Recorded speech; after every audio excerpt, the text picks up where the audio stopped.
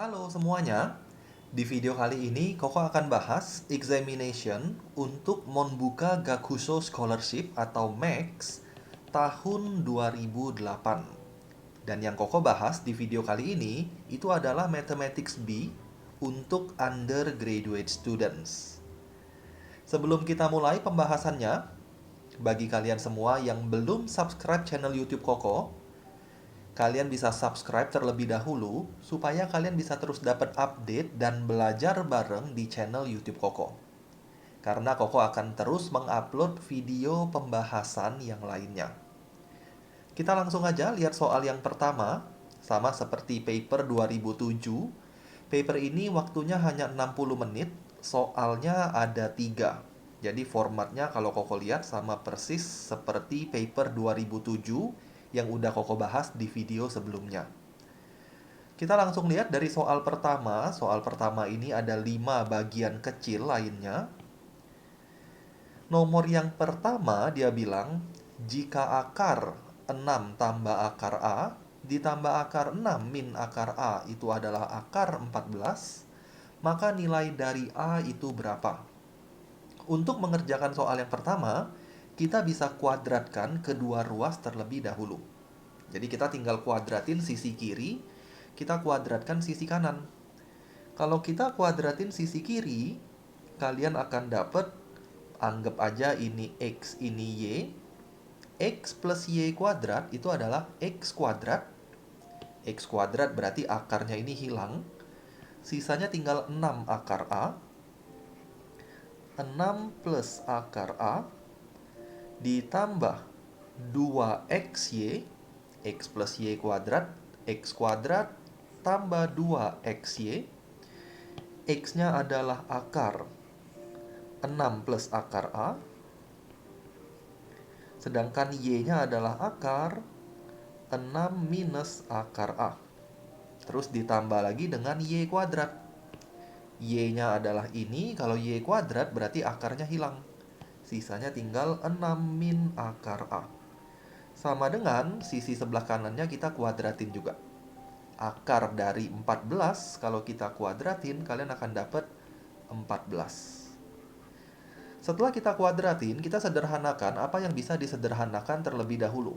Nanti selanjutnya kita baru lihat bagaimana cara mencari nilai dari A. Akar A min akar A boleh dicoret. 6 tambah 6 yaitu 12. 12 pindah ruasin ke sana.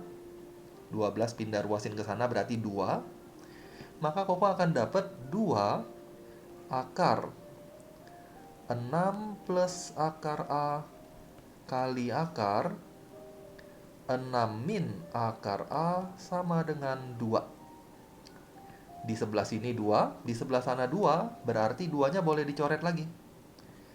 Maka sisanya adalah 1, dan di sini juga 1. Nah, karena bentuknya masih ada akar, di sini masih ada akar, di sana juga masih ada akar, maka untuk menghilangkan akar yang di sini, Koko akan kuadratkan lagi expression ini. Jadi bentuk ini kita kuadratkan lagi. Bentuk ini kalau kita kuadratin, kita akan dapat 6 plus akar A. Akar yang gede ini bisa hilang. Dikali akar yang gede ini juga hilang. Karena ini perkalian. Kalau kita punya XY dikuadratin, hasilnya adalah X kuadrat Y kuadrat. Jadi masing-masing bentuknya kita akan kuadratkan. Sehingga Koko akan dapat bentuk yang seperti ini. Jadi kita kuadratin sekali lagi. Koko akan dapat 6 plus akar A 6 minus akar A sama dengan 1 kuadrat. 1 kuadrat ya udah pasti 1. Kita tinggal kalikan bentuk ini. Kalian bisa lihat ini adalah X tambah Y, X kurang Y. X plus Y, X min Y kalau dikuadratin, dikaliin maksud Koko, kita akan dapat 36 atau X kuadrat minus Y kuadrat. Akar A kalau dikuadratin A aja. Sama dengan 1. Dengan demikian, kita akan dapat A sama dengan 36 kurang 1, hasilnya 35. Jadi jawaban yang tepat untuk bagian pertama itu adalah 35. Kita lanjut ke bagian kedua. Di bagian kedua dia bilang the remainder itu artinya sisa. Sisa dari pembagian X pangkat 3 dengan X kuadrat min X plus 1 adalah berapa? Kita stop sampai sini, kita cari tahu dulu jawabannya, baru pikirkan pertanyaan berikutnya. Jadi cara kita bagiin bentuk ini gimana? Ya kita bisa gunakan pembagian bersusun. Jadi Koko bisa bagikan seperti ini. X pangkat 3 dibagi pembagian biasa X kuadrat minus X plus 1. Ini Koko geser sedikit. X kuadrat minus X plus 1. Nah kita bagiin seperti biasa. Supaya X pangkat 3 ini bisa habis, maka bentuk pembagi kita akan kalikan dengan X. Jadi masing-masing suku kita kalikan dengan X. X pangkat 2 kali X. Kita dapat X pangkat 3. Kemudian dikurang X kali X. Kita dapat min X kuadrat tambah X. Tarik garis, ini selalu dikurang ya, pembagian bersusun. X pangkat 3 dikurang X pangkat 3, 0. 0 min X kuadrat, kita akan dapat X kuadrat. Kemudian 0 minus X, kita akan dapat min X. Nah, dari sini kita bisa bagikan satu kali lagi. Kalau kalian lihat di sini X kuadrat, di sini juga X kuadrat. Artinya kita cukup kalikan dengan 1. Masing-masing bentuk ini kita kaliin 1. Koko akan dapat X kuadrat min X plus 1. Tarik garis, selalu dikurang. X kuadrat min X kuadrat lenyap. Min X juga lenyap. 0 min 1. Kita akan dapat minus 1. Ini adalah hasil bagi. Istilah keren untuk hasil bagi itu adalah quotient. Bagi yang belum terbiasa membaca atau mengartikan soal dalam bahasa Inggris ya, kalian sekalian belajar istilahnya. Jadi hasil bagi adalah quotient, sedangkan di bawah sini itu menunjukkan remainder atau sisa. Karena yang ditanya di soal ini adalah sisanya berapa, maka jawaban Koko adalah sisanya adalah min 1. Nah, pertanyaan selanjutnya dia bilang, kalau X pangkat 2007 dibagi dengan ini, hasilnya berapa? Sekarang bukan X pangkat 3, melainkan X pangkat 2007. Bukan X pangkat 3, melainkan X pangkat 2007. Nah, gimana cara kita mencari X pangkat 2007 dibagi dengan ini? Sederhananya, kalau kita nggak mau pakai cara yang repot ya, kita bisa bagikan seperti ini juga. Tapi, waktu kalian bagikan menggunakan cara ini, pelajari polanya. Koko akan coba di bawah sini, supaya kita punya space yang cukup banyak. Jadi X kuadrat min X plus 1, kemudian X pangkat 2007. Ini yang kita akan lakukan. Jadi X pangkat 2007 dibagi dengan X kuadrat min X plus 1.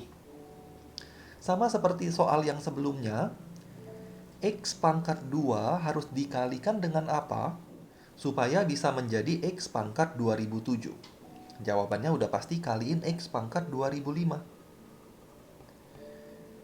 Kalian kaliin masing-masing suku dengan X pangkat 2005, maka kita akan dapat X pangkat 2007 kurang X pangkat 2006 tambah X pangkat 2005. Kelihatannya repot ya, tapi kita akan pelajari polanya.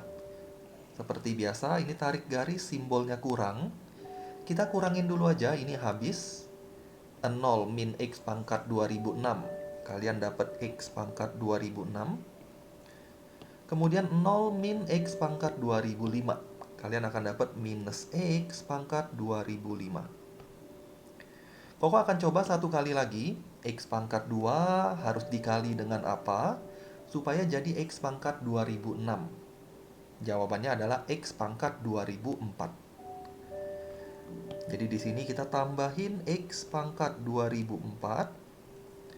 Kemudian kalau kita kalikan setiap suku dengan X pangkat 2004, Koko akan dapat X pangkat 2006 kurang X pangkat 2005 tambah X pangkat 2004.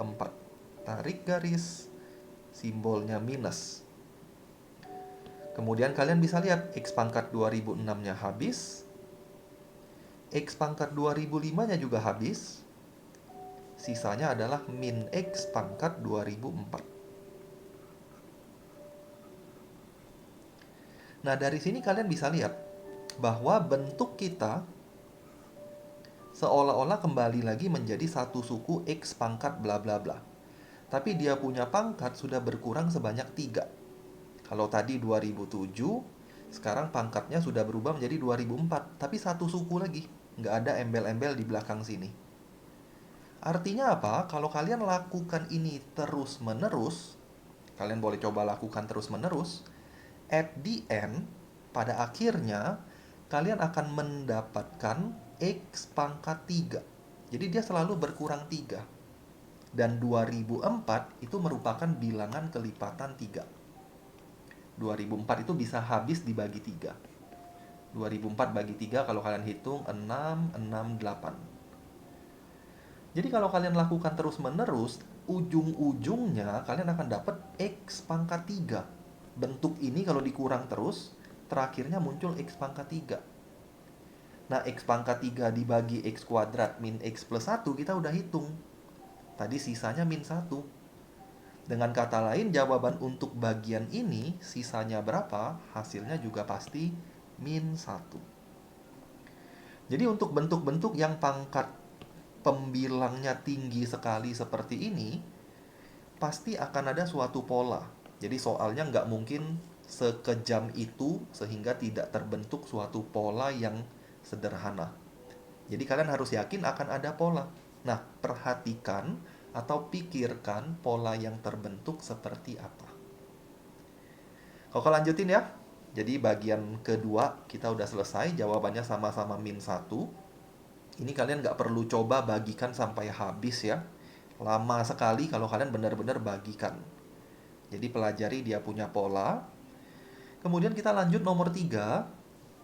The solution of the inequality log 2x plus 1 kecil sama dengan 3 itu adalah berapa? Ingat-ingat, 2 di sini itu menyatakan basis. Biasa kita tulis 2 log x plus 1. Kecil sama dengan 3. Ini sama aja. Hanya saja penulisan basisnya kalau secara general itu biasanya ditulis di bawah bukan di atas di sini. Jadi 2 di sini adalah basis. Nah, pertanyaannya adalah berapakah solusi dari pertidaksamaan ini?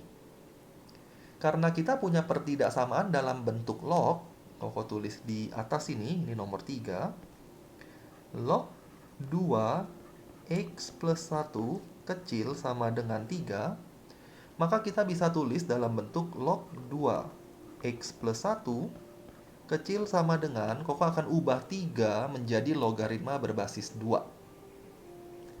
Log 2 berapa yang hasilnya 3?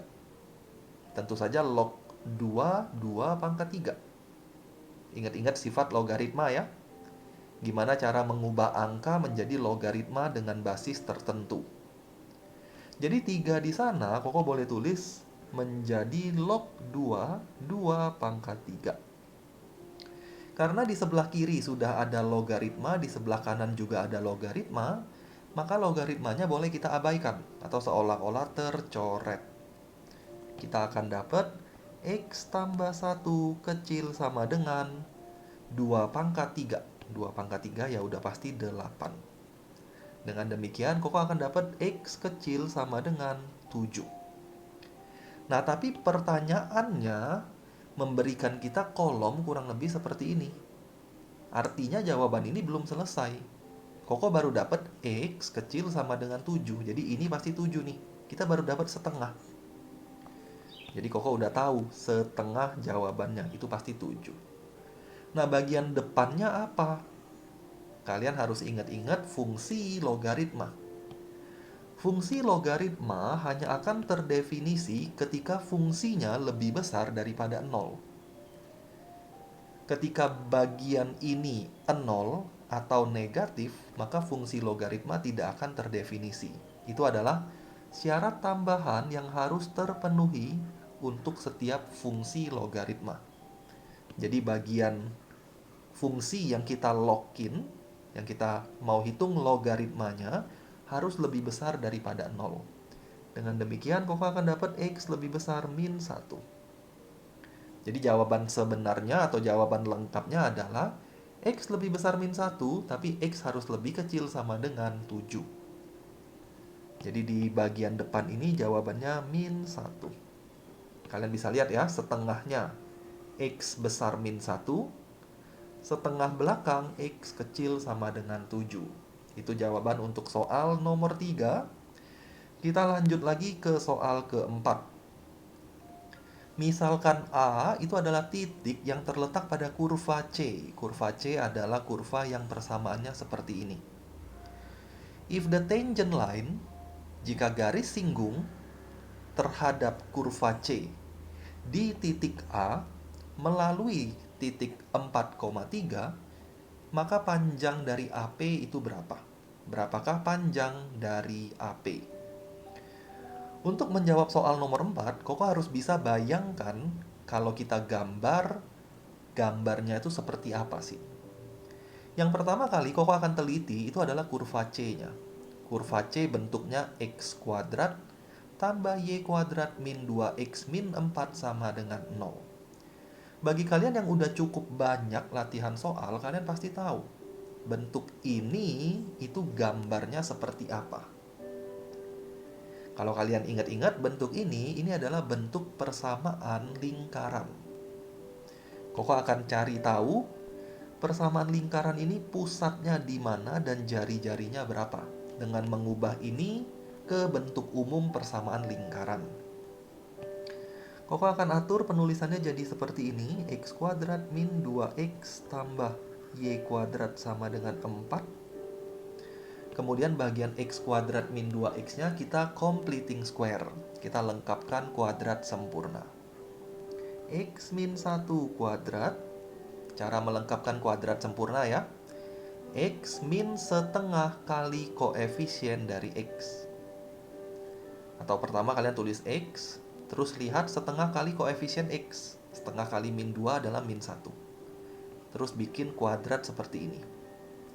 Bayangkan ini kalian kuadratin, kalian akan dapat X kuadrat min 2X plus 1.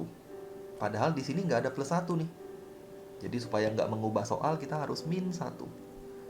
Plus Y kuadrat sama dengan 4. Dari sini kalian bisa dapat X min 1 kuadrat tambah Y kuadrat sama dengan min 1-nya pindah ruasin ke sebelah kanan, 4 tambah 1, 5. 5 itu adalah akar 5 kuadrat. Nah, jadi kita boleh tulis menjadi seperti itu. Kenapa ditulis menjadi akar 5 kuadrat? Karena persamaan umum lingkaran, sisi sebelah kanannya ini harus R kuadrat. Ini akar 5 kuadrat. Jadi bentuknya harus R kuadrat. Dari sini kesimpulan kita adalah lingkarannya akan memiliki jari-jari akar 5 dan pusatnya ada di 1,0. Bentuk umum lingkaran gini ya. Tambah Y min Y0 kuadrat sama dengan R kuadrat.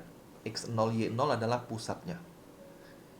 Jadi ketika kalian dapat persamaan seperti ini, kita udah tahu pusatnya itu 1,0, jari-jarinya akar 5. Nggak perlu digambar sampai kalian gambar koordinatnya, karena nanti terlalu lama. Ingat-ingat waktu tesnya hanya 1 jam. Nggak bisa terlalu lama gambar dengan detail. Jadi kalian cukup ilustrasiin aja. Jadi kalau Koko ilustrasiin, misalnya aja seperti ini. Kita punya lingkaran di sana. Nah, lingkaran ini punya pusat di titik 1,0. Anggap aja ini 1,0 nih pusatnya. Ini titik O misalnya 1,0. Kemudian ada titik A terletak di lingkaran ini. Mungkin ada yang nanya, kok titik A-nya ada di mana? Koko nggak tahu karena Koko nggak gambar diagramnya. Tapi kalau kita anggap aja titik A-nya di sini, itu nggak ada masalah. Anggap aja ini titik A-nya. Pokoknya A-nya ada di lingkaran. Di sini aja kok. Boleh nggak? Boleh. Di bawah aja boleh nggak? Boleh juga. Jadi terserah. Kita anggap A-nya ada di sana. Kemudian ada garis singgung di titik A. Kita gambar garis singgung yang melalui titik A. Misalnya seperti itu. Nah, ini garis singgung yang melalui titik A. Garis singgung ini akan melalui titik P. P-nya 4,3. Jadi garis ini akan melalui titik P, P-nya anggap 4,3. 4,3 di mana ya? Mungkin ada di atas sana. Kita nggak peduli sebenarnya. Koko akan anggap P-nya misalnya di sini. Jangan bilang seperti ini ya, kok di sini kan 1,0, nggak mungkin P-nya di bawah 4,3. 4,3 pasti di atas sini kok. Boleh juga sebenarnya. Ingat-ingat kita hanya ilustrasi kasar. Koko nggak gambar yang tepatnya seperti apa. Jadi Koko anggap ini 4,3, anggap aja. Nggak ada masalah sama sekali. Pertanyaannya, berapakah panjang dari AP? P-nya 4,3 ya. Kita pindahin sedikit, P-nya di sini 4,3. Nah, pertanyaannya adalah berapa panjang dari AP? Kalau kalian lihat dari ilustrasi kita, OA itu adalah jari-jari lingkaran. Jari-jari lingkarannya berapa? Jari-jari lingkarannya adalah akar 5. Jadi OA akar 5. Kemudian OP kita bisa cari panjangnya. Karena koordinat O kita tahu, koordinat P kita tahu. Maka panjang dari OP kita bisa cari. Panjang dari OP itu adalah akar, pakai formula panjang ya, X2 min X1 kuadrat tambah Y2 min Y1 kuadrat. Itu adalah panjang dari OP. Kalau Koko ganti dengan koordinatnya, anggap aja yang 2 itu P, yang 1 itu O. Jadi 4 min 1, yaitu 3 kuadrat. 3 kuadrat 9 tambah 3 min 0. 3 min 0, 3 kuadrat, yaitu 9. Setelah kita dapat 9 plus 9, 9 plus 9, 18, maka OP-nya adalah akar 18. Kalian bisa lihat di sini, OP-nya itu akar 18. Nah, ketika OA akar 5 dan OP akar 18, kita pasti bisa cari AP dengan menggunakan Pitagoras. Karena ini pasti sudutnya 90 derajat. Koko kasih pertanyaan buat kalian sekarang. Kenapa ini 90 derajat? Atau tahu dari mana ini 90 derajat? Jawabannya apa? Karena ini adalah garis singgung lingkaran. Hubungan antara garis singgung dengan jari-jari pasti tegak lurus. Jadi di sini 90 derajat. Kalian punya segitiga siku-siku. Mau cari AP gimana? Pakai Pitagoras, selesai. Jadi AP itu adalah akar dari, sisi miringnya adalah OP. OP kuadrat kurang jari-jari kuadrat. Koko langsung aja. OP-nya tadi akar 18, kalau kita kuadratin dapatnya 18. Jari-jarinya akar 5, kalau kita kuadratin jadinya 5. Akar 18 kurang 5, kita dapat akar 13. Itulah jawaban untuk soal keempat, akar 13. Kita lanjut ke soal kelima, soal terakhir untuk nomor 1. Setelah itu kita akan masuk ke nomor kedua. Di nomor 1 dia bilang, misalkan X dan Y merupakan dua natural number such that X less than Y. X ini lebih kecil daripada Y. Kemudian X tambah Y itu harus 96. X tambah Y harus 96. Kemudian info satu lagi adalah the greatest common divisor of X and Y itu adalah 16. Greatest common divisor. Kalau kita langsung artikan dari kata-katanya, greatest ini terbesar, common divisor ini adalah pembagi. Jadi pembagi terbesar dari X dan Y itu adalah 16. Atau greatest common divisor dalam bahasa matematikanya dikenal dengan FPB. Jadi FPB dari X dan Y itu adalah 16. pembagi terbesarnya. Pertanyaannya, maka X-nya berapa dan Y-nya berapa? Karena kita udah tahu X dan Y ini dia punya pembagi terbesar adalah 16, maka Koko bisa bilang X pasti kelipatan 16. Jadi X itu pasti kelipatan 16 karena dia bilang greatest common divisor-nya 16. Pembaginya 16, artinya X pasti habis dibagi 16. Dengan kata lain, X pasti kelipatan 16. Jadi Koko akan tulis X-nya 16 kali A. X-nya belum tentu 16 ya.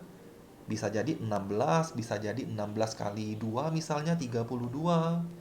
Bisa jadi 16 kali 3, 48. Ini semuanya habis dibagi 16. Begitu juga dengan Y. Y-nya juga kelipatan 16. Maka Koko bisa bilang Y-nya adalah 16 kali B. Jangan tulis A lagi, karena X dan Y ini adalah angka yang berbeda. Begitu Koko tahu X-nya 16A dan Y-nya 16B, kita masuk ke persamaan yang dikasih oleh soal. X plus Y adalah 96. X tambah Y 96. 16A tambah 16B itu 96. Semuanya kita bisa bagikan 16, Koko akan dapat A plus B sama dengan 96 bagi 16. Kalau kalian hitung jawabannya adalah 6. Jadi A plus B-nya adalah 6. Di sini kita punya beberapa kemungkinan jawaban. Jawabannya apa aja kok? Jawabannya bisa jadi A-nya 1, B-nya 5. Atau A-nya 2, B-nya 4. A-nya 3, B-nya 3 udah nggak mungkin. Kenapa nggak mungkin? Karena saat A-nya 3, B-nya 3, X dan Y-nya akan bernilai sama. Padahal di soal bilang X lebih kecil daripada Y. Jadi 3-3 nggak mungkin. 4-3 juga nggak mungkin. Nah, sorry kok 4-3. 4-2 maksud Koko. 4-3 nggak mungkin. Kenapa nggak mungkin? Karena nanti X-nya jadi lebih besar dari Y. Dan itu tidak boleh. Harus Y-nya lebih besar daripada X. Dengan kata lain, kita punya dua kemungkinan jawaban di sini. Nah, hati-hati memilih yang mana yang benar. Koko akan contohin dengan detail ya, supaya kalian nangkep maksudnya apa. Kita lihat kasus pertama.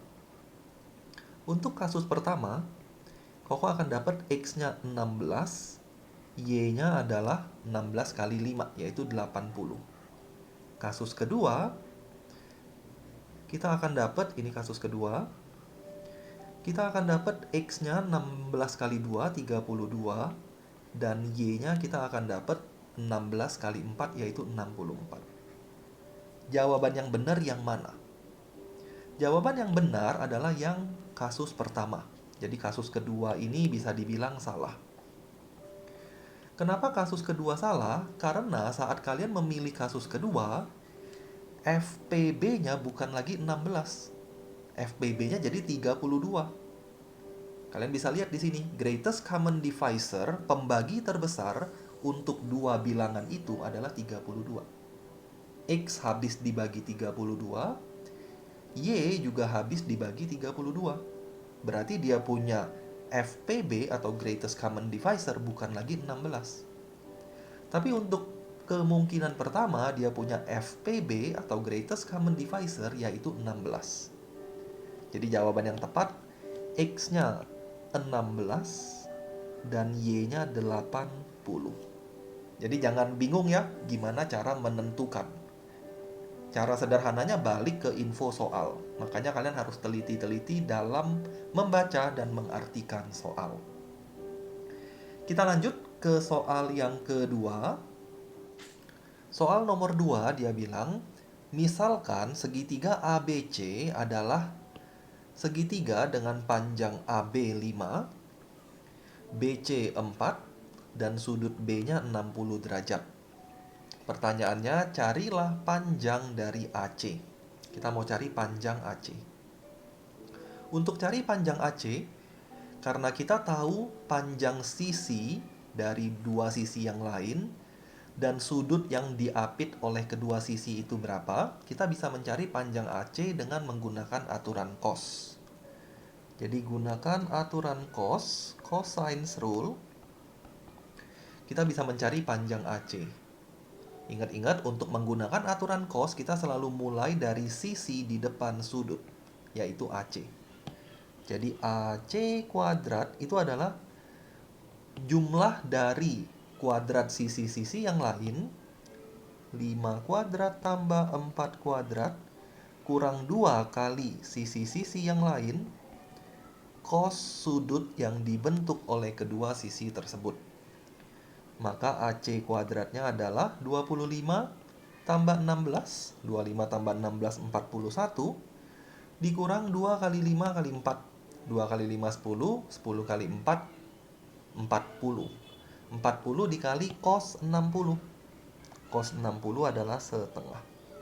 Dengan demikian, AC kuadrat itu adalah 41 kurang 20. 41 kurang 20, 21 tinggal di akar. Nah, itulah panjang dari AC. Jawaban dari bagian yang pertama. Jawaban dari bagian kedua apa? Dia bilang, carilah jari-jari dari circle ABC. Circle ABC itu adalah jari-jari dari lingkaran luar ABC. Jadi ada lingkaran, terus di dalamnya ada segitiga. Berapa jari-jari dari lingkaran tersebut? Jadi di sini ada dua kasus ya. Ada lingkaran dalam, ada lingkaran luar. Nah, di sini kita mau cari lingkaran luarnya. Formula jari-jari lingkaran luar kalian harus ingat. Lingkaran luar, lingkaran dalam ini adalah salah satu pertanyaan yang cukup sering muncul. Baik di tes Max, Monbuka Gakushou Scholarship, atau waktu kalian mengikuti tes EJU. Cukup sering muncul lingkaran dalam, lingkaran luar. Cara menghitung atau formula untuk menghitung jari-jari lingkaran luar segitiga itu adalah ABC per 4 kali luas segitiga. ABC itu adalah perkalian sisi-sisi segitiga. Jadi sisi-sisinya kita udah tahu semua nih. A tahu, B tahu, C tahu. Semuanya tahu, ini akar 21 tadi ya. Luas segitiga pun bisa dicari. Karena kita tahu salah satu sudut, kita bisa pakai setengah AB sin C. Jadi kalau Koko tulis di sini, Koko anggap A-nya adalah BC misalnya. Jadi anggap aja ini A. B-nya adalah AC, C-nya adalah AB. Jadi ABC-nya Koko tahu, dibagi 4 kali luas segitiga. Luas segitiga kita bisa hitung dengan cara setengah kali A kali C sin B. Jadi cara menghitung luas segitiga sembarang, setengah AB sin C. Setengah kali A kali B kali sin 60. Ini setengah AC ya, sorry. Simbolnya nanti bingung. Setengah AC sin B. A dan C-nya bisa dicoret atas dan bawah. 4 sama 2 boleh dicoret. Kalian akan dapat satu formula lagi yang boleh diingat-ingat. B per 2 sin B. Inilah cara mencari jari-jari lingkaran luar segitiga. Jadi kita punya dua formula. Formula yang atas ingat-ingat, formula yang bawah bisa diturunkan. Ini juga boleh A per 2 sin A. Ini juga boleh. Boleh juga C per 2 sin C. Nah, kita langsung hitung aja. B. B-nya adalah tadi AC, adalah akar 21. Dibagi dengan 2 kali sin B, sin 60. Kalau dihitung, akar 21 dibagi 2 kali sin 60 setengah akar 3. Kalian akan dapat akar 21 dibagi akar 3. Kalau dihitung ya udah pasti akar 7. Jadi lingkarannya memiliki jari-jari sebesar akar 7. Kita lanjut ke bagian terakhir.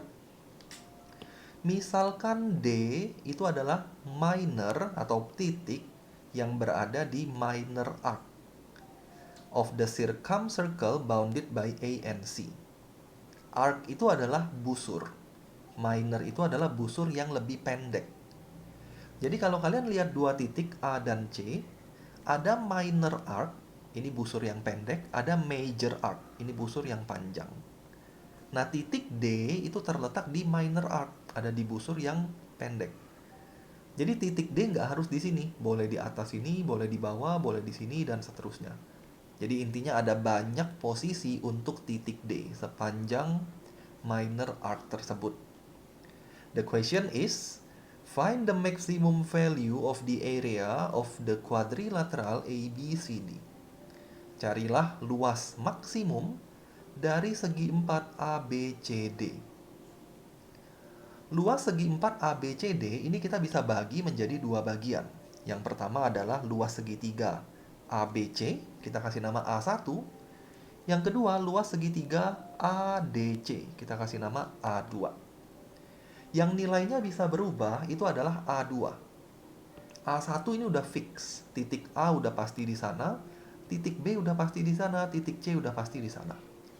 Jadi luas segitiga A1 tidak akan berubah nilainya. Yang bisa berubah adalah ADC.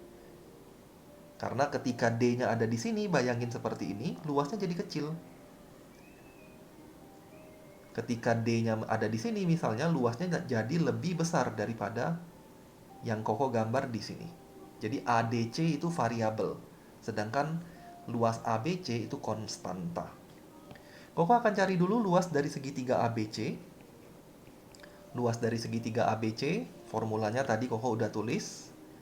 Setengah AC sin B misalnya, Koko akan dapat setengah AC sin B setengah kali A-nya 4 ya, C-nya 5, setengah kali 4 kali 5 kali sin B, B-nya 60 derajat.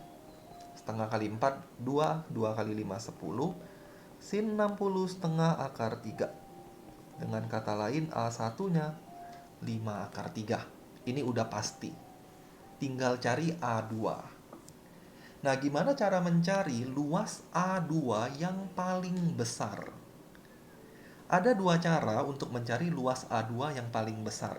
Yang pertama, cara yang repot. Koko nggak akan pakai di sini, mengingat waktunya hanya 60 menit. Cara yang repot adalah kalian misalkan ini variabel sudut, misalnya theta atau alfa, ini variabel sudut. Kemudian kalian cari luas ADC dalam variabel dan turunkan. Itu bisa dapat tapi sulit menurut Koko, jadi panjang. Jadi Koko nggak akan pakai cara turunan. Cara kedua adalah kita bisa logikakan. Kalian bisa lihat di sini. Ini A, ini D, ini C. Pertama perhatikan sudut B dan sudut D. Segi 4 ABCD ini kita sebut sebagai cyclic quadrilateral. Untuk suatu cyclic quadrilateral, jumlah sudut yang berhadapan itu selalu 180. Cyclic quadrilateral itu adalah segi 4 yang semua titik sudutnya menyentuh keliling lingkaran. Dan segi 4 itu berada di dalam lingkaran. Nah, sudut yang berhadapan itu kalau ditambah harus selalu 180, sifat dari cyclic quadrilateral. Karena di sini 60, maka sudut D pasti 120. Kalau D-nya di sini memang 120 juga, jawabannya iya. Dimanapun posisi D-nya, selama dia cyclic quadrilateral, mau dimanapun, sudutnya selalu 120. Jadi bayangkan ini sudutnya fix, pasti 120. Ini 120 derajat. Kemudian Koko akan misalkan panjang AD itu misalnya P, panjang DC itu adalah Q. P dan Q-nya juga bisa berubah. Karena P dan Q itu tergantung titik D. Kalau titik D-nya di sini, P-nya makin panjang, Q-nya makin pendek. Jadi titik P dan Q bisa berubah.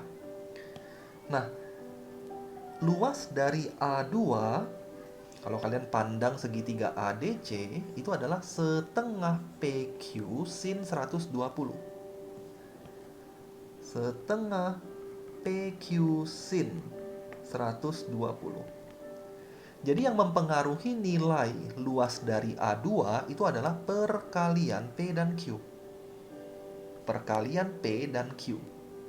Nah, ketika kalian mengalihkan dua angka supaya hasilnya terbesar, maka angka itu harus memiliki nilai yang sama.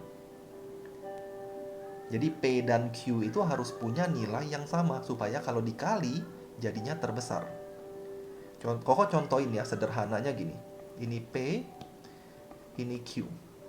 Katakanlah P-nya 1, Q-nya 9. 1 kali 9, kalian dapat 9. Misalnya P-nya 2. Kalau P-nya makin gede, bayangin P-nya makin gede ya. Q-nya pasti makin kecil. P-nya makin gede, Q-nya pasti makin kecil. Jadi bayangin saat P-nya 2 misalnya, katakanlah Q-nya jadi berapa ya? 8 misalnya. 2 kali 8, kita akan dapat 16. Makin gede dong dia. Akan ada suatu kondisi ketika P dan Q-nya sama. Katakanlah sama-sama 5 dan 5. Kalau dikali, kalian akan dapat 25. Kemudian kalau Q-nya lebih besar, kalian akan dapat misalnya ini 4, ini 6. Kalau dikali dia turun lagi. Jadi logikanya adalah dua bilangan yang kalau kita kalikan akan menghasilkan nilai yang paling besar, itu adalah ketika P dan Q atau dua bilangan tersebut memiliki nilai yang sama. Itu kalau dari logika angka. Dari logika gambar pun akan terlihat. Jadi kalian bisa bayangkan, saat kalian punya posisi P dan Q yang sama panjang, misalnya seperti itu, kalian bisa lihat luasnya itu lebih besar daripada kondisi sebenarnya yang ditunjukkan di gambar itu. Jadi kondisi ini, atau mungkin seperti ini ya, yang lebih mirip-mirip lah. Nah kayak gini, itu lebih besar luasnya daripada kondisi ini. Nah dengan logika itu, kita bisa mengerjakan soal ini menjadi jauh lebih cepat. Jadi kita udah tahu nih, P dan Q-nya harus sama panjang. Artinya kalau Koko gambar segitiga, kurang lebih mungkin seperti ini. Nah, jadinya kayak gitu. Ini P, ini Q, ini 120 derajat. Kemudian panjang AC itu adalah B. B tadi adalah akar 21. Nah, kita bisa cari P dan Q-nya ketika mereka memiliki nilai yang sama dengan menggunakan aturan cos lagi. Jadi, Koko akan pakai aturan cos sedikit lagi di sini. Koko sambung ke bawah ya. Aturan cos dari segitiga tersebut. Cosine rule. Fokus ke sisi di depan sudut, yaitu akar 21. Jadi kita mulai dari akar 21 kuadrat sama dengan P kuadrat tambah Q kuadrat kurang 2 kali P kali Q kali cos 120 derajat. Tapi P dan Q-nya sekarang bernilai sama.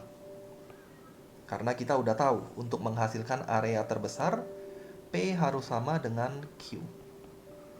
Jadi Koko bisa bilang 21 sama dengan P kuadrat tambah P kuadrat kurang 2 kali P kali P, 2P kuadrat cos 120.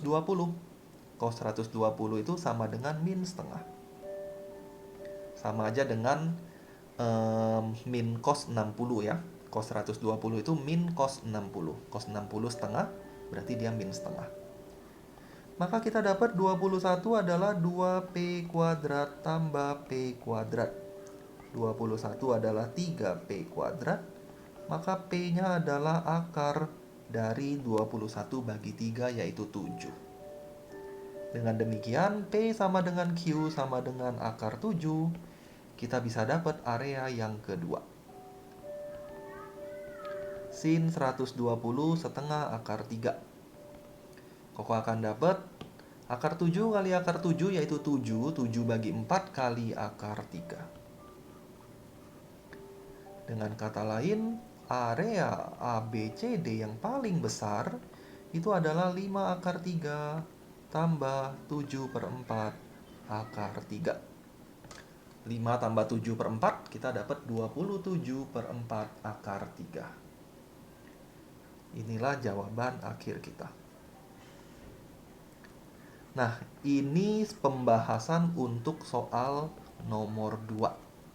Koko harap bisa dimengerti, dan bagi kalian yang pengen coba-coba pakai cara turunan, misalnya kalian nggak yakin nih, bener nggak ya yang paling besar itu saat P dan Q-nya bernilai sama, atau jangan-jangan Koko bohong nih.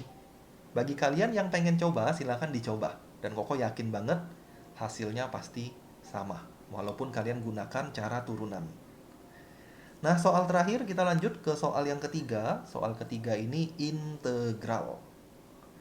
Di soal ini dia bilang, diketahui fungsi f itu adalah integral dari 1 sampai x 3t pangkat 3 min x kuadrat t dt. Perhatikan bagian belakang ini.